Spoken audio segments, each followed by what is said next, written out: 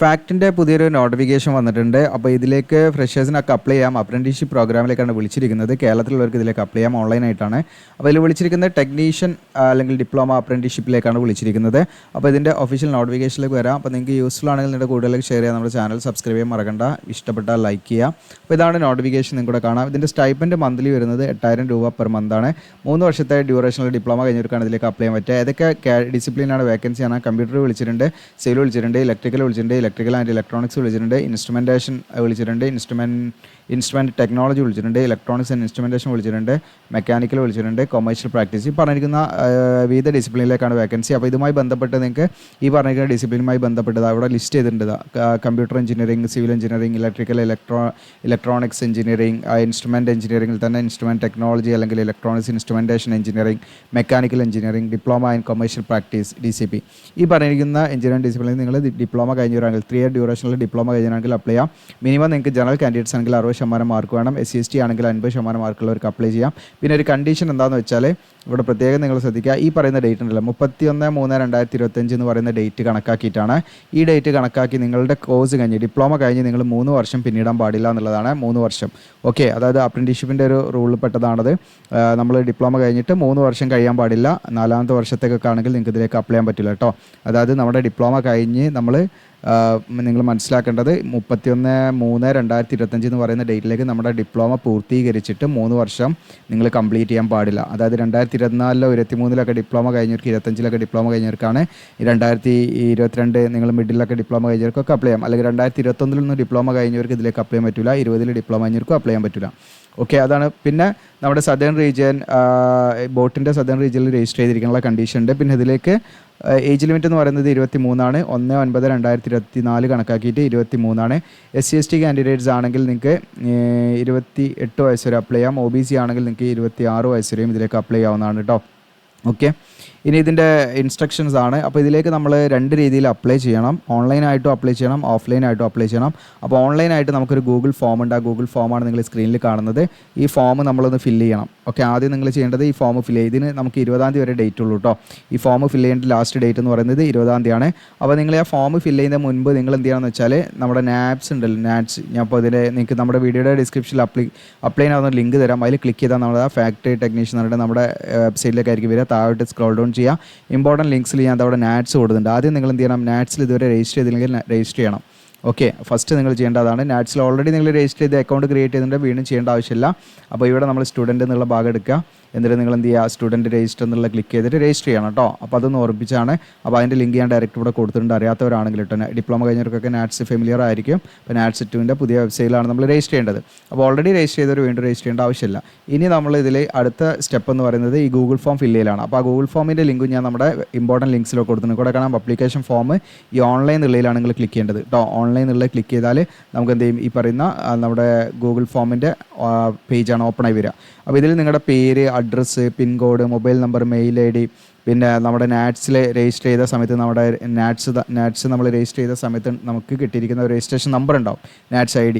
Okay, അതാണ് നമ്മളിവിടെ fill ചെയ്യേണ്ടത്. പിന്നെ Aadhaar number, date of birth, age, പിന്നെ നമ്മുടെ category, father name, mothers name, അതുപോലെ തന്നെ അതായത് നിങ്ങളുടെ അമ്മയുടെ പേര്, പിന്നെ ഈ പറയുന്ന കാറ്റഗറി ഏതാണ്, അതുപോലെ തന്നെ PWD ആണെങ്കിൽ yes അല്ലെങ്കിൽ നോ, അല്ലെങ്കിൽ SC/ST OBC ഏതായിരിച്ചാൽ നിങ്ങൾ ആ കാസ്റ്റ് സർട്ടിഫിക്കറ്റ് നിങ്ങളുടെ കയ്യിൽ വേണം. എല്ലാ സെൻട്രൽ ഗവൺമെൻറ് പർപ്പസിനായിരിക്കണം.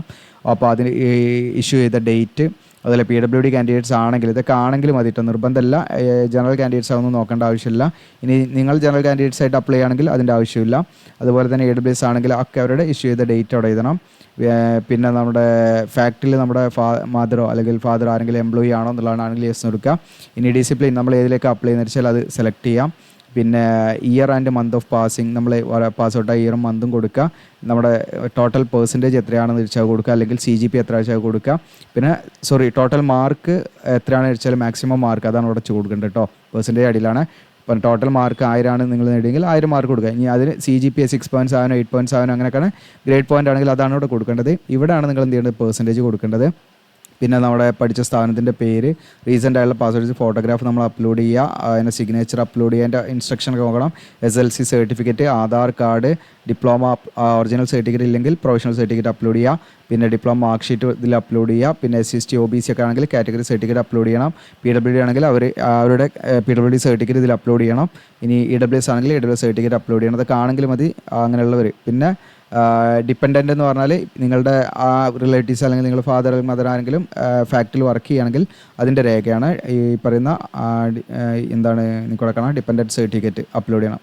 എന്നിട്ട് ഡിക്ലറേഷൻ കൊടുത്ത് സബ്മിറ്റ് ചെയ്യാണ് വേണ്ടത് കേട്ടോ. അതാണ് ഫസ്റ്റ് സ്റ്റെപ്പ്. അതിന് നിങ്ങൾക്കുള്ള സമയം തന്നിരിക്കുന്നത് ഫെബ്രുവരി 20 കേട്ടോ. ഓക്കെ, ഫെബ്രുവരി 20.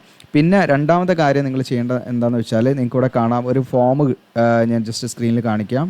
ഒരു ഫോം ഉണ്ട്, അത് നമ്മുടെ ഇവിടെ ഉണ്ട്, ആപ്ലിക്കേഷൻ ഫോം എന്നുള്ളിടത്ത് ഓഫ്ലൈൻ എന്നുള്ളുണ്ട്. ഓഫ്ലൈൻ എന്നുള്ളത് നിങ്ങൾ ക്ലിക്ക് ചെയ്യാം. അപ്പോൾ നിങ്ങൾക്ക് ഫാക്റ്റിൻ്റെ ഫോം വരും. അപ്പോൾ ഇതിൽ ഫോട്ടോ ഒട്ടിച്ചിട്ട് ഇത് ഫില്ല് ചെയ്യണം. ഓക്കെ, ഇത് ഫില്ല് ചെയ്തിട്ട് ഇതിൻ്റെ കൂടെ നമ്മൾ കുറച്ച് ഡോക്യുമെൻറ്റ്സ് വെക്കണം. ആ ഡോക്യുമെൻറ്റ്സ് ഏതൊക്കെയാണ് ഞാൻ പറയാം. ഇതിൻ്റെ കൂടെ നമ്മൾ അറ്റസ്റ്റ് ചെയ്ത് അയച്ചു കൊടുക്കേണ്ട ഡോക്യുമെൻറ്റ്സ് ആണ് 10ാം ക്ലാസ്സിലെ certificate, diploma certificate, mark list, ഇതൊക്കെ വേണം. പിന്നെ SC OBC ഇങ്ങനെയുള്ള കാറ്റഗറി ഉണ്ടെങ്കിൽ കാറ്റഗറി സർട്ടിഫിക്കറ്റ്, ആധാർ കാർഡിൻ്റെ ഫോട്ടോ സ്റ്റാറ്റസ് അറ്റസ്റ്റ് ചെയ്യാന്നാണ് ഇവിടെ പറയുന്നത്. സെൽഫ് അറ്റസ്റ്റ് ചെയ്താൽ മതിയാവും കേട്ടോ. അപ്പോൾ അത്രയും കാര്യങ്ങൾ അറ്റസ്റ്റ് ചെയ്ത് നിങ്ങൾ അയച്ചു കൊടുക്കണം. പിന്നെ ഡിപ്പെൻഡൻസി സർട്ടിഫിക്കറ്റ് എന്നുള്ളത് ഞാൻ പറഞ്ഞു, നിങ്ങളുടെ ആരെങ്കിലും ഫാക്ടറിയിൽ വർക്ക് ചെയ്യുകയാണെങ്കിൽ അവരുടെ അങ്ങനെയുള്ളവർക്കുള്ളതാണ്, നമ്മൾ നോക്കണ്ട. ഓക്കെ, അത് നിങ്ങൾ അയച്ചു കൊടുക്കേണ്ട വിലാസം ഞാൻ ഈ ഒരു പിങ്ക് കളറിലൂടെ അടയാളപ്പെടുത്തിയിട്ടുണ്ട്. നിങ്ങൾക്ക് SM training, fact training and development centre, fact ഉദ്യോഗ മണ്ഡൽ, പിൻകോഡ് സഹിതം ഞാൻ അവിടെ കൊടുക്കുന്നുണ്ട്. Delete ആക്കട്ടെ, sorry. ഓക്കെ, അപ്പോൾ ഇവിടെ നിങ്ങൾക്ക് വൃത്തിയിൽ കൊടുത്തിട്ടുണ്ട് SM ട്രെയിനിങ് തൊട്ടിട്ട് പിൻകോഡ് സഹിതം. ഇതുവരെ നിങ്ങൾ എന്ത് ചെയ്യുക, നിങ്ങൾ ഈ പറയുന്ന ഒരു എൻവലപ്പ്, അതായത് ഒരു കവറിൽ നമ്മൾ അയച്ചു കൊടുക്കുക, പോസ്റ്റൽ കവർ വാങ്ങിയിട്ട് അതിലേക്ക് നമ്മൾ ഈ പറയുന്ന ഫോം നമ്മളിവിടെ പ്രിൻ്റ് എടുത്ത ഫോം ഇത് പ്രിൻ്റ് എടുത്ത് ഇത് ഫില്ല് ചെയ്യുക കേട്ടോ. അത് ഫില്ല് ചെയ്തിട്ടാണ് നമ്മൾ അയച്ചു കൊടുക്കേണ്ടത്. അത് പ്രത്യേകം നിങ്ങൾ ശ്രദ്ധിക്കുക. അത് ഫില്ല് ചെയ്തിട്ട് ഈ ഡോക്യുമെൻറ്റ്സ് നമ്മൾ അതിൻ്റെ കൂടെ വെക്കണം, അറ്റസ്റ്റ് ചെയ്തിട്ട്. എന്നിട്ട് ഈ ഒരു അഡ്രസ്സിലേക്കാണ് അയച്ചു കൊടുക്കേണ്ടത്. അത് പ്രത്യേകം ശ്രദ്ധിക്കുക. പിന്നെ അത് അയച്ച് അവിടെ എത്തേണ്ട അവസാന തീയതി നിങ്ങൾക്ക് ഫെബ്രുവരി 25 വരെ സമയമുണ്ട് കേട്ടോ. ഫെബ്രുവരി 25ൻ്റെ ഉള്ളിൽ നിങ്ങൾ അവിടെ എത്തിയാൽ മതി. നിങ്ങൾക്ക് സ്പീഡ് പോസ്റ്റ് ആയിട്ടൊക്കെ അയച്ചു കൊടുക്കാവുന്നതാണ് കേട്ടോ. പെട്ടെന്ന് തന്നെ ഇവിടെ പറയുന്നുണ്ട് രജിസ്റ്റേർഡ് പോസ്റ്റ് ആണ് കേട്ടോ പറയുന്നത്, സോറി, രജിസ്റ്റേർഡ് പോസ്റ്റ് ആയിട്ട് തന്നെ അയച്ചു കൊടുക്കണം കേട്ടോ. സ്പീഡ് പോസ്റ്റ് ആക്കണ്ട, രജിസ്റ്റേർഡ് പോസ്റ്റ് ആയിട്ട് തന്നെ അയച്ചു കൊടുക്കുക കേട്ടോ. ഓക്കെ, അത് പ്രത്യേകം ശ്രദ്ധിക്കുക കേട്ടോ. അപ്പോൾ ഇത്രയും കാര്യങ്ങളാണ് പ്രധാനമായിട്ടും ശ്രദ്ധിക്കേണ്ടത്. ഇനി നിങ്ങൾ ഈ പറയുന്ന നാറ്റ്സിൽ രജിസ്റ്റർ ചെയ്യൽ നിർബന്ധമാണ് കേട്ടോ. അത് ഈ പറയുന്ന കേരള സദേൺ ബോർഡിൽ നമ്മൾ രജിസ്റ്റർ ചെയ്തിരിക്കാനുള്ള കണ്ടീഷൻ പറയണം. അങ്ങനെയുള്ളവരെ ഇതിൽ എലിജിബിൾ ആയുള്ളൂ എന്ന് പ്രത്യേകം ശ്രദ്ധിക്കുക. ഇനി ഇതിൻ്റെ ഷോർട്ട് ലിസ്റ്റ് തയ്യാറാക്കുന്നത് നിങ്ങൾക്ക് എക്സാമോ കാര്യങ്ങളൊന്നുമില്ല. നിങ്ങളുടെ ഡിപ്ലോമയുടെ മാർക്ക് ഒരു 50% വെയിറ്റേജ് കൊടുക്കും. നിങ്ങളുടെ 10th മാർക്ക് 50% വെയിറ്റേജ് കൊടുത്തിട്ട് അങ്ങനെ അതൊരു ക്രൈറ്റീരിയ ഒക്കെ എടുത്തിട്ടാണ് ഇതിലേക്ക് സെലക്ഷൻ. ഓക്കെ, അപ്പോൾ ഡിപ്ലോമയുടെ മാർക്ക് നോക്കും, പ്ലസ് 10ാം ക്ലാസ്സിലെ മാർക്ക് നോക്കിയിട്ട് ഡിവൈഡ് ചെയ്ത് അതിൻ്റെ ഒരു റാങ്ക് ലിസ്റ്റാണ് അവർ തയ്യാറാക്കുക കേട്ടോ. ഓക്കെ, അപ്പോൾ അത് പ്രത്യേകം ശ്രദ്ധിക്കുക. ഇനി അടുത്തത് കേരളത്തിലുള്ളവർക്കാണ് ഇതിലേക്ക് അപ്ലൈ ചെയ്യാൻ പറ്റുക എന്നുള്ളത് പ്രത്യേകം ശ്രദ്ധിക്കുക. 15/2/2025 നോട്ടിഫിക്കേഷൻ വന്നിരിക്കുന്നത്. അപ്പോൾ ഇത് യൂസ്ഫുൾ ആണെങ്കിൽ നിങ്ങൾ ഷെയർ ചെയ്യുക. അപ്പോൾ ഇമ്പോർട്ടൻറ്റ് ലിങ്ക്സിൽ നിങ്ങൾക്ക് ആവശ്യമുള്ള ഓൺലൈൻ ഫോം ഉണ്ട്, അത് കഴിഞ്ഞിട്ട് ഓഫ്ലൈൻ ഫോം ഉണ്ട്. ഇനി നാറ്റ്സിൻ്റെ നിങ്ങൾക്ക് വേണമെങ്കിൽ ഇവിടെ ക്ലിക്ക് ചെയ്ത് രജിസ്റ്റർ ചെയ്യാൻ തന്നെ രജിസ്റ്റർ ചെയ്യാം കേട്ടോ. പിന്നെ നമ്മൾ ഓൺലൈനായിട്ടൊക്കെ നമ്മൾ ചെയ്ത് തരണമെങ്കിൽ നിങ്ങൾ കോൺടാക്ട് ചെയ്യാവുന്നതാണ്. അതിന് സമയമില്ല, 2 ദിവസമേ ഉള്ളൂ. നിങ്ങൾക്ക് തന്നെ ഗൂഗിൾ ഫോം ഈസി ആയിട്ട് ചെയ്യാവുന്നതാണ്. യൂസ്ഫുൾ ആണെങ്കിൽ ഷെയർ ചെയ്യുക, സബ്സ്ക്രൈബ്, ലൈക്ക് ചെയ്യുക. Thank you.